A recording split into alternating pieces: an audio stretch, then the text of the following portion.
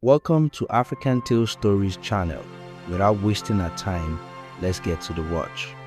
In the sweltering summer heat of Detroit, 25-year-old Jamal Washington stood beneath the rusted shadow of life's weight. His back ached from triple shifts, his pockets were empty from endless bills, and his heart hollow from sacrifice. He wasn't just a young man anymore. He was a father to his mother, a sponsor to his sister, and a soldier against poverty.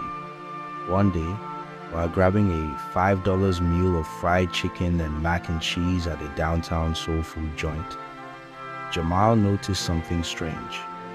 A sleek black Rolls-Royce Phantom parked outside, humming silently. Behind the tinted glass, a pair of sharp eyes stared directly at him. The door opened, and out stepped elegance wrapped in mystery Mrs. Dorothy Williams, an 85-year-old business titan whose name made Wall Street men stutter.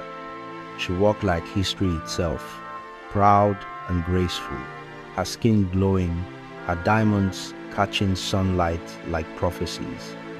"You are Jamal Washington, aren't you?" Jamal blinked. "Yes, ma'am.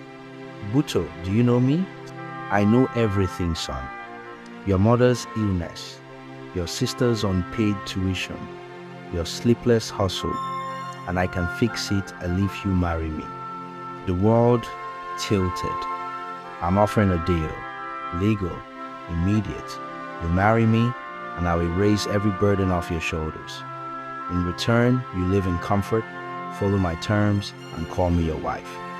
She handed him a gold-lettered business card and walked away like she had just made another corporate acquisition. 2 days later, Jamal was legally married to a woman 60 years his senior.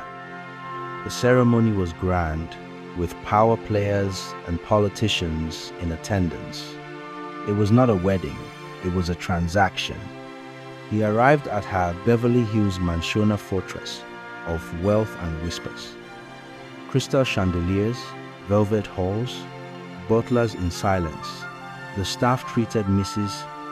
Dorothy like royalty and Jamal like glass untouchable. Unspoken to, watched but never welcomed. Most chilling was the second floor door, thick oak, multiple electronic locks, guarded 24/7s. When Jamal asked about it, staff replied coldly, restricted to Mrs. Williams only. Their marriage? Cordial, cold. Dinners served in gold-rimmed plates, silence thicker than gravy. She'd ask, "Are you comfortable?" He'd nod, then nothing. Until one night, from behind her locked wing, he heard her voice on a call soft, sultry, young. Not the voice of an 85-year-old. His spine chilled. Who was she really? What was this mansion hiding? Desperate for answers, Jamal sought out Aisha, Dorothy's personal assistanta, radiant 24-year-old from Atlanta. Unlike the others, she smiled. She spoke. She saw him. Jamal approached her with a lie wrapped in truth. "I want to spend the night with my wife, privately." Aisha's eyes lit up.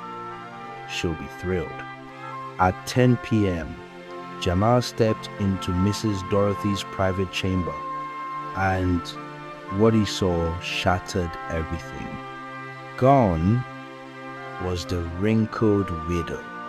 Standing before him was a vision, youthful glow, radiant skin, vibrant presence. She wore silk like it was her birthright. She smelled of jasmine and legacy. "You look unreal," Jamal breathed. "Age," she smiled, "is irrelevant when a woman's heart is full." And for the first time, she let down her walls. They spoke, they laughed, She touched his hand, not with command but with tenderness.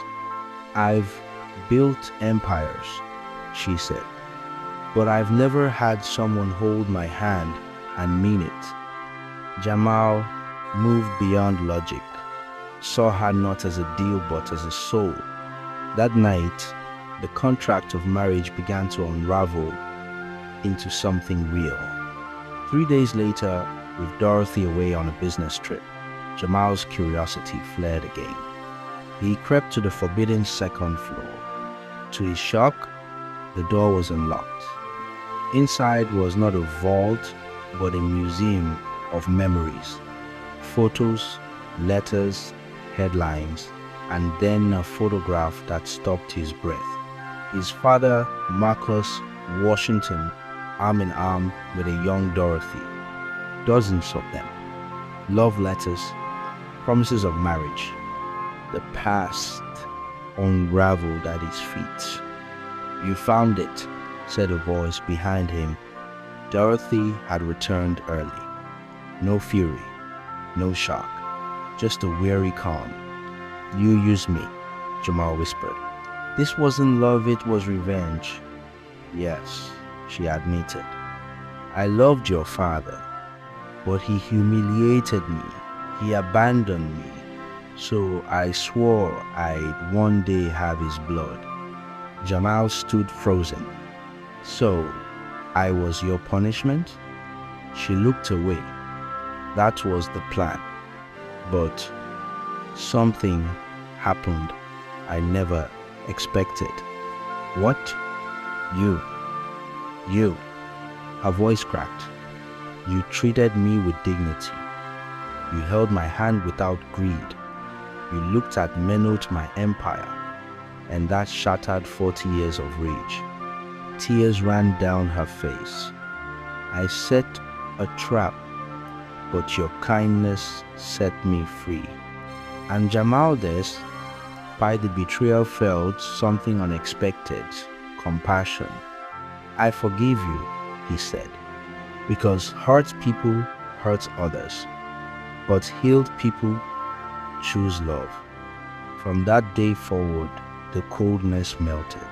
Dorothy trained Jamal in business. They ran the empire together, not as strangers, but as partners. But time never forgets. 6 months later, Dorothy fell ill. Despite the world's best doctors, her body gave way. In her final hours, she held his hand and said, "Your love healed me, and now I can rest." She passed away peacefully.